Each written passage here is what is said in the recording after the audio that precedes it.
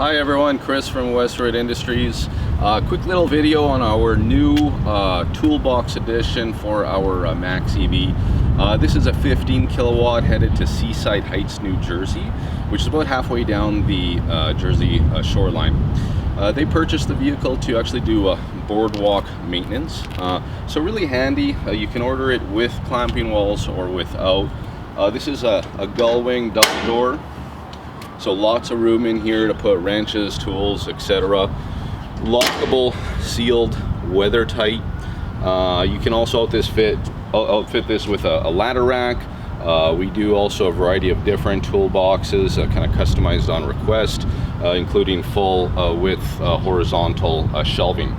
Really handy unit. Again, lithium ion only. This one is good for up to about 80 miles, which is 130 kilometers. Easy to plug in, 110 volt to 120 volt. And yeah, just a wonderful green electric workhorse for your fleet. Thank you.